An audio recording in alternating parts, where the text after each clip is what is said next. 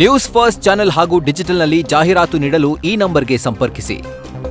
Ballari central ಜೈಲಿಗೆ ಮತ್ತೆ Darshan shift ಆಗುವಂತ ಒಂದು ಸಾಧ್ಯತೆ ಹಿನ್ನೆಲೆಯಲ್ಲಿ ಈಗ ಬಳ್ಳಾರಿ ಜೈಲಿಗೆ ಹೆಚ್ಚಿನ ಭದ್ರತೆಯನ್ನು ಒದಗಿಸೋಕೆ ಅಧಿಕಾರಿಗಳು ಸಿದ್ಧತೆಯನ್ನ ಮಾಡಿಕೊಂಡಿರುವಂಥದ್ದು. ಅದರಲ್ಲೂ ಮುಖ್ಯವಾಗಿ ಜೈಲಿನಲ್ಲಿ ಇರ್ತಕ್ಕಂಥ ಏನು ಗೋಡೆ ಇತ್ತು, ತಡೆಗೋಡೆ, ಅದನ್ನ ಅತಿ ಹೆಚ್ಚು ಅಂದ್ರೆ ಹೆಚ್ಚಿಗೆ ಈಗ ಎತ್ತರಿಸುವಂಥ ಒಂದು ಕೆಲಸವನ್ನ ಇಲ್ಲಿನ ಜೈಲಾಧಿಕಾರಿಗಳು ಮಾಡಿದ್ರು.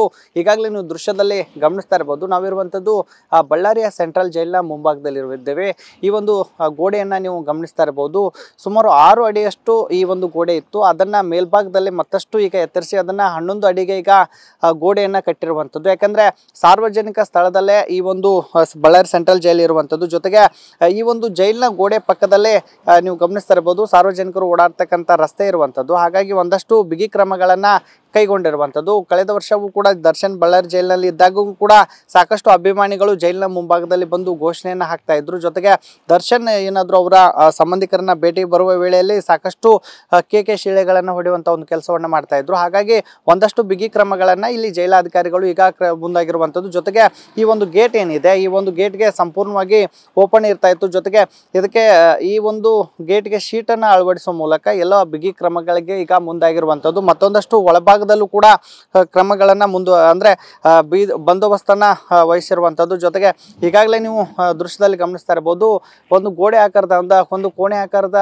ಈಗಾಗಲೇ ಕಟ್ಟಡವನ್ನು ಕೂಡ ನಿರ್ಮಿಸ್ತಾ ಇರುವಂಥದ್ದು. ಯಾಕಂದ್ರೆ ಯಾವೊಬ್ಬ ಕೈದಿ ಕೂಡ ಬಂದ್ರೆ ಅವರು ಬಂದಂತ ವಸ್ತುಗಳನ್ನ ಯಂತ್ರೋಪಕರಣಗಳ ಮೂಲಕ ಸ್ಕ್ಯಾನ್ ಮಾಡಲಿಕ್ಕೆ ಆ ಒಂದು ಕೋಣೆಯನ್ನ ಕೂಡ ನಿರ್ಮಾಣ ಮಾಡ್ತಿರುವಂಥದ್ದು. ಒಂದು ವೇಳೆ ದರ್ಶನ್ ಏನಾದರೂ ಬಳ್ಳಾರಿ ಜೈಲಿಗೆ ಶಿಫ್ಟ್ ಆದ್ರೆ ಏನು ಅಗತ್ಯ ಕ್ರಮಕ್ಕೆ ಅಗತ್ಯ ಕ್ರಮಗಳು ಕೂಡ ಇಲ್ಲಿ ಹೆಚ್ಚಿಗೆ ಮಾಡ್ತಾರೆ ಅನ್ನುವಂಥ ಒಂದು ಮಾಹಿತಿ ಇರುವಂಥದ್ದು. ಯಾಕಂದ್ರೆ ಹೆಚ್ಚಿನ ಒಂದು ಭದ್ರತೆ, ಬಳ್ಳಾರಿ ಸೆಂಟ್ರಲ್ ಜೈಲ್ ಅಂದ್ರೆ ಅದು ಇತಿಹಾಸ ಇರುವಂಥದ್ದು. ಜೊತೆಗೆ ಸಾಕಷ್ಟು ಕಠಿಣತೆಗೆ ಹೆಸರುವಾಸಿ. ಹಾಗಾಗಿ ಸಾರ್ವಜನಿಕ ಏನು ರಸ್ತೆ ಪಕ್ಕದಲ್ಲಿ ಈ ಒಂದು ಜೈಲು ಇರುವಂಥದ್ದು. ಹಾಗಾಗಿ ಯಾವುದೂ ಕೂಡ ಸಾರ್ವಜನಿಕರಿಂದ ಇಲ್ಲಿನ ಕೈದಿಗಳಿಗೆ ತೊಂದರೆ ಆಗದಂತ ನಿಟ್ಟಿನಲ್ಲಿ ಈಗಾಗಲೇ ಜೈಲಿನ ಅಧಿಕಾರಿಗಳು ಕ್ರಮಕ್ಕೆ ಮುಂದಾಗಿರುವಂಥದ್ದು. ಸಾಕಷ್ಟು ಅನುದಾನವನ್ನು ಖರ್ಚು ಮಾಡುವ ಮೂಲಕ ಈ ಒಂದು ಜೈಲಿಗೆ ತಡೆಗೋಡೆ ಆಗಿರಬಹುದು, ಜೊತೆಗೆ ಇನ್ನಿತರ ಏನು ಭದ್ರತೆ ವಿಚಾರವಾಗಿ ಒಂದಷ್ಟು ಕ್ರಮಗಳನ್ನು ಈಗಾಗಲೇ ಕೈಗೊಂಡಿರುವಂಥದ್ದು. ಈಗಾಗಲೇ ಕೋರ್ಟ್ಗೂ ಕೂಡ ಏನು ಜೈಲಾಧಿಕಾರಿಗಳು ಮನವಿಯನ್ನು ಸಲ್ಲಿಸಿರುವಂಥದ್ದು.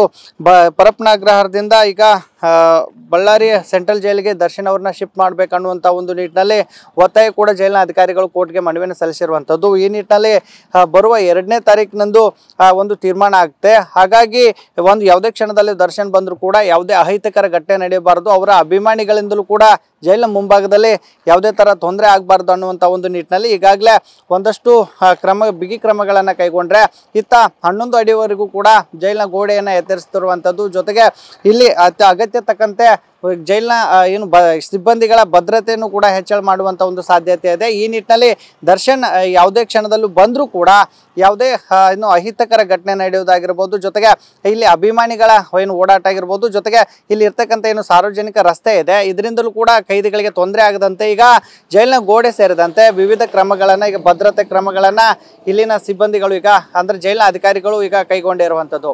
ಕ್ಯಾಮರಾಮನ್ ಕಾರ್ತಿಕ್ ಜೊತೆಗೆ Shivanand Madihalli, news first Kannada, Ballari. News first ನಿರ್ಭೀತಿಯಿಂದ ನಿಮ್ಮ ಪರವಾಗಿ.